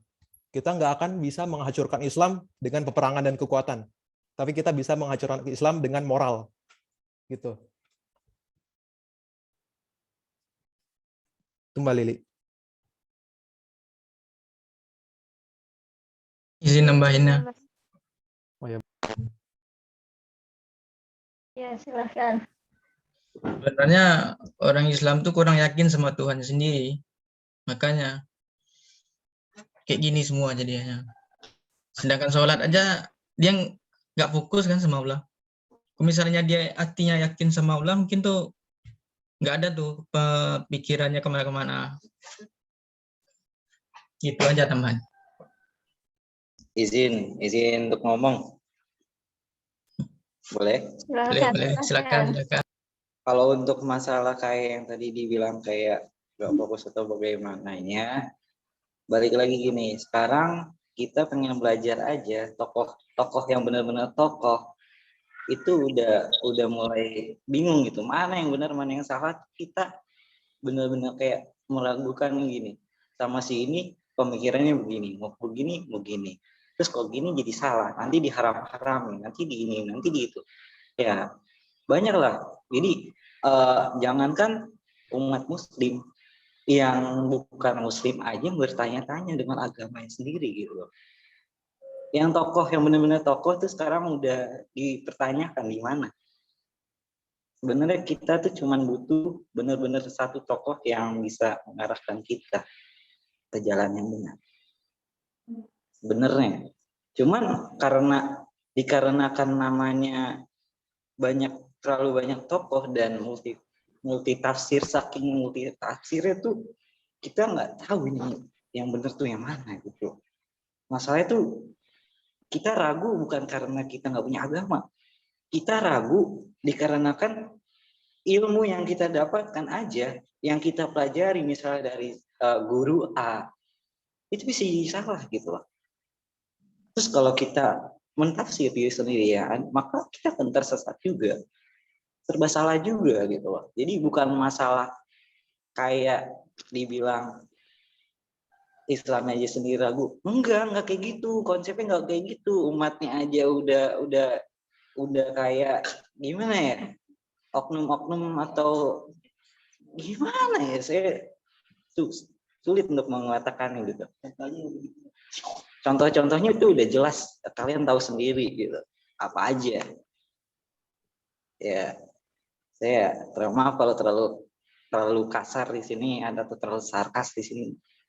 Tapi ini benar-benar terjadi di kehidupan nyata. Apalagi kalau misal kenapa teknologi Indonesia atau terutama di Indonesia aja dulu deh, kan mayoritas agamanya Muslim. Kenapa tertinggal? Pertama, soal kayak teknologinya aja diharam-haramkan dan apa gitu. Sedangkan kita juga harus belajar gitu. Oh, lu nggak boleh belajar ini, nanti haram, nanti lu sesat, nanti lu sama aja kayak orang-orang kafir, terus dikafir-kafirkan gitu. Asal kalian tahu aja gitu, kalau misalkan ngomong kayak gitu ya, kayak misalkan boleh ngomong kalau kita itu apa ya, kayak bukan karena yang saya ingin tekankan, bukan karena kita ragu dengan agamanya atau Tuhannya sendiri, enggak. Tapi sosialnya aja udah nggak bener gitu. Gimana kita mau maju? Orang-orangnya aja susah gitu. diajak ini aja, lu so suci, lu gini lah, lu gini. Kita mau apa gitu? Ngapain? Kita nggak bisa apa-apa. Oh, kita cuma bisa diam, hanya menggali dalam lubang. Kita buat kayak pergerakan tanpa terlihat. Agar apa? Bisa mengedukasi. Gitu. Ya, cukup sekian. Mungkin ada sarkas atau gimana. Mohon maaf. Silakan ditambahkan kurang lebihnya, mohon maaf ya. Oh iya, untuk Mas Hendy ya, saya mau nambahin nih. Nah, misalkan kalau ada ya, ini pendapat saya aja ya. Ya nggak apa-apa kalau nggak sesuai dengan pendapat antum. Menurut saya kalau yang sekarang ulama-ulama sekarang itu mengharamkan sesuatu itu, pendapat saya sendiri ya, mereka tuh pasti udah melalui apa ya tahap-tahap gitu. Mereka nggak mungkin ngeharamin secara langsung belak-belakan ini haram. Pasti mereka udah dimusyarawahkan, ahlinya juga udah didatangkan gitu, Mas. Jadi ya kita sebagai masyarakat mah sami'na wa ta'ana aja, kami dengar dan kami taat gitu. Mohon maaf, cuman saya keberatan dengan pendapat itu dikarenakan kemajuan sendiri dalam segala teknologi itu dan informasi itu sendiri. Menurut saya itu penting dan utama, dan dikarenakan kalau kita kayak misalkan kayak nggak mau berpikir lebih luas lagi ya, untuk lebih luas lagi dan menerima itu gimana, dan kita boleh kayak misalkan itu nggak boleh, oke, nggak apa-apa, yang penting kita tahu ilmunya kayak apa, itu paling penting. Cuman yang dimasalahkan ini ilmunya sendiri aja itu diharam-haramkan gitu, kayak lu nggak boleh ini, nanti lu sama aja kayak orang kafir. Kan itu kayak apa gitu, gimana gitu, hak yang benar tuh gimana gitu, kita mau belajar loh, kami ilmu gitu ya. Mungkin saya agak menambahkan di situ, dan saya keberatan dengan pendapat Mas Haidi. Mas Haidi saya keberatan menjawab, boleh? Apa sih? Silakan. Enggak, saya menarik nih ya, dari tadi saya nyimak. Ada sisi benernya dari Kang Haidi sama Kang Sandy ya, Kang Sandy juga gitu. Nah, Kang Sandy jangan menjudge orang itu apa lu mengharam-haramkan sesuatu gini. Memang benar kata Haidi juga. Setiap ulama, setiap habib mengucapkan dakwahkan, pasti dia itu sudah melalui proses, ya kan? Dari mulai tafsiran, karangan dia sendiri. Contoh deh, kita mengarang ya kan, tapi dia sesuai dengan apa yang memang dikaidahkan. Contoh misalkan di Kabupaten Bogor sama di Cianjur, tata cara meletakkan sorban itu sangat berbeda. Di Cianjur di belah kiri, ya kan, di Bogor belah kanan. Itu semuanya punya tafsirnya masing-masing, punya hadisnya masing-masing, ya kan. Tidak bisa misalkan nih seseorang itu harus gini. Mereka itu mengucapin itu karena mereka sudah menggali ilmunya seperti itu. Ya contoh kita belajar seperti ini ya kan. Kalau kita nggak belajar, ya mungkin sih kita mengatakan, ini seperti ini, ini seperti itu. Karena kita udah tahu, karena kita udah pernah menggali materi itu, jadi dia tahu mana yang baik, mana yang benar. Seperti itu. Nah, salah lagi, apa sih namanya, kalau saya, maaf ya kalau misalkan ke itu. Salah lagi ketika memang para ulama itu menyampaikan tidak sesuai dengan kaidah, karena dia itu hanya melihat dari kisah, gitu kan. Iya, memang kisah Pak Nabi kita itu memang harus kita ikutin, kita harus teladanin, tapi kisah mana dulu, gitu loh. Dari mulai pemakaman, ya kan. Pemakaman ada yang melarang di tembok, ada yang mengucapkan itu tuh ya gitu ya, apa sih namanya, kafir dan lain sebagainya kalau di tembok seperti itu yang tinggi-tinggi. Sedangkan para habib, para baibah semuanya makamnya itu adalah di tembok, ya kan? Di tembok dengan gede banget gitu. Contoh Maulana Hasanuddin, berapa meter? 7 meter. Gitu. Itu orang yang datang mendatangkan Islam gitu, tapi umatnya untuk kita tidak dibolehkan untuk menembok dan sebagainya seperti itu. Jadi tergantung lagi kepada kita mau menggali ilmu di bidang di mana gitu. Ketika memang saya misalkan di Jawa Barat di sini di Bogor ini, ya saya mengikuti apa yang guru saya sampaikan seperti itu. Mungkin beda dari Jawa gitu. Itu aja sih. Jadi jangan mengejudge suatu baibah atau ustadz atau ulama itu salah. Ustadz ulama itu benar. Benarnya apa? Dia itu mengucapkan apa yang mereka pelajari sebelumnya. Kecuali memang orang-orang yang memang tidak tahu tapi dia mengucapkan itu semuanya tanpa dia ragukan gitu, tanpa dia pede aja gitu, padahal itu tidak sesuai gitu. Terima kasih. Saya izin menambahkan.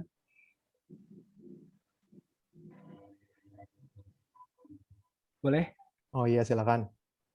Nah, jadi gini, untuk masalah perbedaan-perbedaan misalnya dari Bogor atau Cianjur, kemudian dari mazhab Syafi'i, Hanbali, Hanafi, itu kan banyak perbedaan pendapat kan? Benar-benar. Intinya gini, kita jangan sampai terjebak di masalah itu saja. Saya udah pernah bilang, kalau misalnya kita terjebak di furu'iyah saja, furu'iyah itu kan cabang-cabang. Seperti tadi, pemakaian sorban. Kan pemakaian sorban tersebut bukanlah suatu syariat yang inti. Ya, mengerti kan syariat yang inti? Jadi itu hanya cabang-cabang saja, hanya furu'iyah saja. Nah, akan tapi yang harus kita perhatikan, ya, ikhtilaf-ikhtilafnya itu adalah di usuliyah, di asal ataupun di inti agama ajaran Islam itu sendiri. Seperti misalnya tata laksana, bukan tata laksana, seperti misalnya bagaimana cara memperjuangkan agama Islam, kemudian iman, Islam, ihsan, pengertian-pengertiannya, dan banyak hal, ya, tingkatan keimanan misalnya dan lain-lain. Nah, jadi kita jangan sampai terjebak di arena furu'iyah saja. Justru itu karena ada oknum-oknum luar Islam ataupun yang kita sebut dengan musuh Islam, itu pasti sudah memiliki rencana, sudah memiliki strategi. Bagaimana caranya umat Islam Indonesia ini terpecah belah. Nah, akhirnya dibuatlah perdebatan-perdebatan furu'iyah, seperti misalnya penggunaan sorban tadi kan, kemudian penembokan kuburan misalnya, kemudian tata cara ini, itu, dan lain-lain. Jadi kita hanya terjebak di furu'iyah saja. Ini salah. Coba tetapkan, kalau misalnya kita terjebak di situ saja, ini salah. Nah, karena apa? Karena kalau misalnya kita memiliki landasan yang benar, itu sesuai dengan hadis yang sahih, ya, meskipun itu beda, kita ambil, kita yakini, itu boleh. Karena apa? Di dalam kaidah usul fikih, al-aslu fil asya al-ibahah. Segala sesuatu itu diperbolehkan. Illa, kecuali madala dalilu ala khilafihi. Kecuali ada dalil yang menyalahinya ataupun yang mengharamkannya. Jadi seperti itu. Intinya kita tidak boleh terjebak di arena furu'iyah, percabangan ini, akan tapi ingat satu, yaitu kepada usuliyah. Jadi itu, terima kasih. Ini saya mau nambahin dikit lagi. Jadi gimana ya? Kan kalau ada suatu perkara misalkan, ada ulama A bilang boleh, dan ulama A bilang, ulama yang lain bilang nggak boleh. Berarti kan perkara ini syubhat ya. Nah, sedangkan kita tuh disuruh menjauhi hal-hal yang syubhat. Nah, yang yang heran, yang saya sama ya masyarakat, ketika ada ikhtilaf, mereka tuh ngambil yang enaknya aja, yang sesuai mereka mau gitu. Tanpa mereka tahu dasar-dasar yang bilang nggak boleh apa, yang bilang boleh apa. Itu yang mungkin salah dari masyarakat. Udah gitu aja. Tambahan, permisi izin. Baik, terima kasih. Sekedar tambahan sedikit. Jadi kita kembali kepada pertanyaan inti dari Mbak Lili tadi, bahwa kemunduran peradaban Islam saat ini yang jaraknya begitu jauh dengan kaum-kaum yang lain. Saya kira begitu, Mbak Lili. Jadi sebenarnya umat Islam ini sudah mempunyai contoh. Bukan berdiri datang hadir di zaman sekarang langsung mundur seperti ini, enggak. Tapi kan sudah punya contoh, pernah jaya di eranya. Dulu pernah menguasai dunia, pernah menguasai Eropa, pernah menguasai ilmu pengetahuan, yang menemukan aljabar, yang menemukan berbagai macam ilmu adalah orang-orang Islam pada awal. Berarti umat Islam sudah mempunyai contoh. Nah, kesalahan kita hari ini tidak sepenuhnya mencontohi yang sudah terdahulu, yang pernah dilewati sehingga mampu menguasai dunia. Berarti menurut saya, kesalahannya memang kita harus mengembalikan kepada diri kita sendiri. Seberapa besar kontribusi kita terhadap Islam. Saja sebenarnya. Bukan merambat ke masalah furu'iyah dan percabangan. Tapi kontribusi kita terhadap Islam ini apa, sebesar apa, sehingga bisa membuat dunia melihat Islam ini begitu hebat. Apakah kita menjadi penonton hanya dalam Islam atau menjadi pemain? Kalau hanya jadi penonton, maka Islam akan semakin mundur. Tapi kalau kita jadi pemain, berkontribusi dalam berbagai hal, ekonomi, sehingga dulu bagaimana umat Islam, para sahabat waktu itu masuk ke Cina, dan mampu menguasai perdagangan perekonomian di Cina. Dengan apa? Dengan kejujuran, transparansi, dan sebagainya. Dan itu yang saya rasa kekurangan dari umat Islam. Nah, hari ini bagaimana kita memperbaiki bersama-sama untuk memberikan kontribusi dalam hal apapun, teknologi, ekonomi, pembangunan, dan sebagainya, sehingga dunia betul-betul melihat bahwa Islam ini hebat. Terima kasih.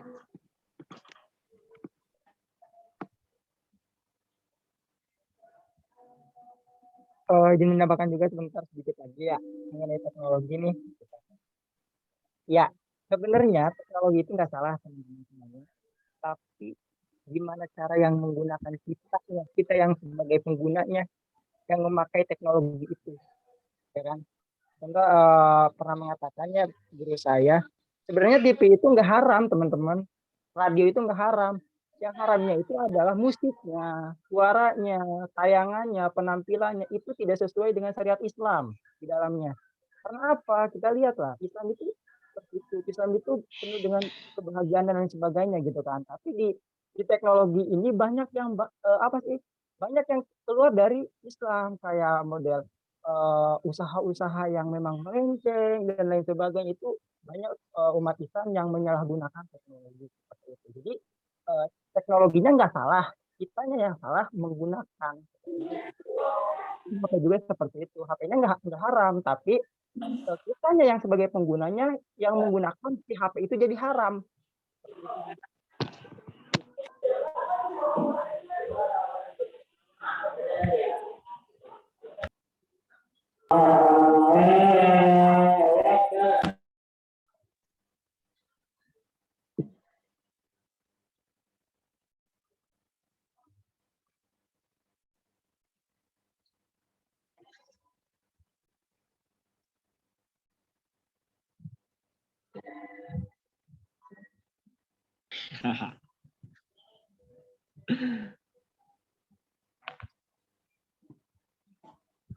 Mungkin Pak Mardi sebagai dosen bisa menambahkan, Pak. Kita menunggu dari tadi, Pak. Guys.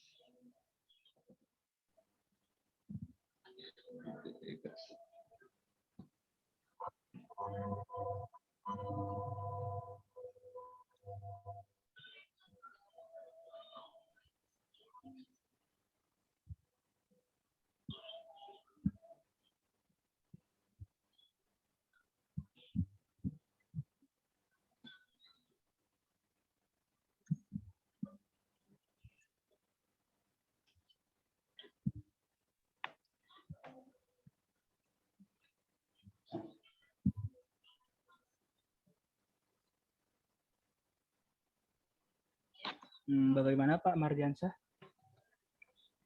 Mohon maaf.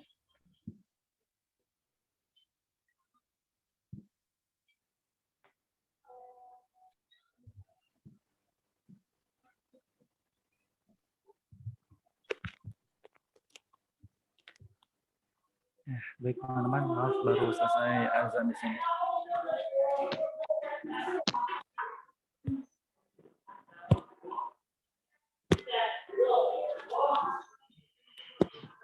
Ya, ini ya apa?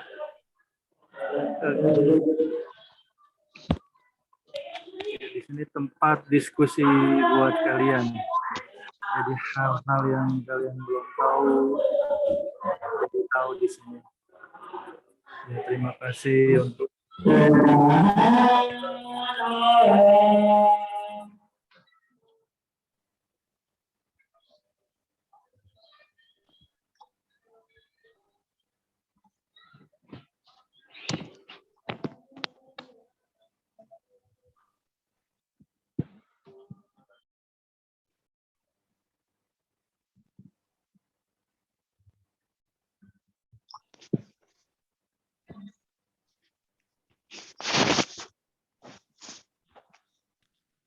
Ya, baik. Kita bisa melihat dari pemimpinnya. Ketika di zaman Bani Umayyah begitu banyak pergantian pemimpin dari Umayyah bin Abdul Aziz sampai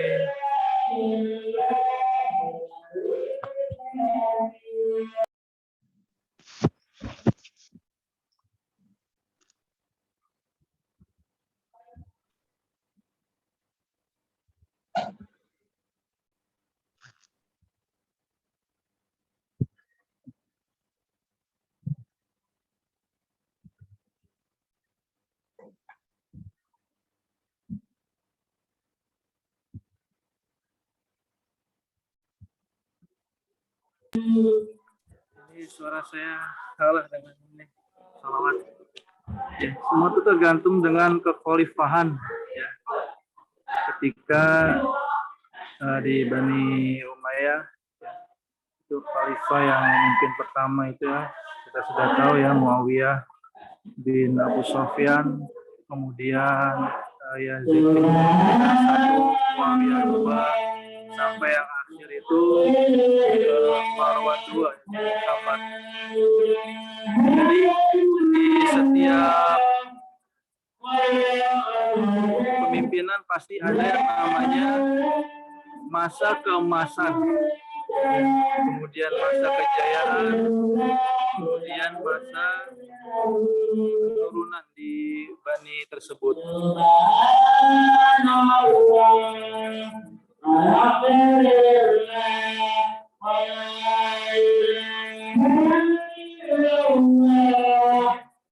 Suara saya bagaimana teman-teman?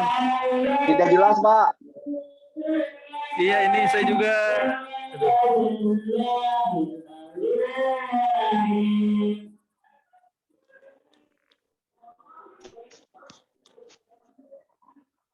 Iya, mohon maaf ini juga bertabrakan.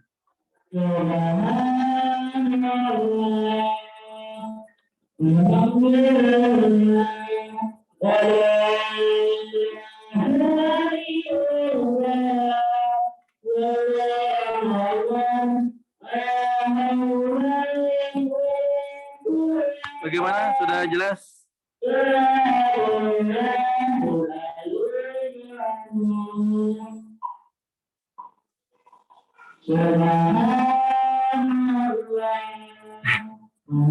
Oke, baik teman-teman ya. Terima kasih ya untuk yang presentasi hari ini. Ya, terima kasih juga untuk teman-teman atas ilmunya. Ya, yang telah memberikan kepada teman-teman lainnya. Ya, banyak yang perlu kita ambil manfaatnya. Ya. Terima kasih juga untuk teman-teman yang sudah bertanya, dan terima kasih untuk teman-teman yang sudah mempresentasikan hari ini di pertemuan ke-9 ini. Ya, sebelum itu mari, apakah ada pertanyaan lagi sebelum saya akhiri? Tidak, Pak. Tidak ada ya.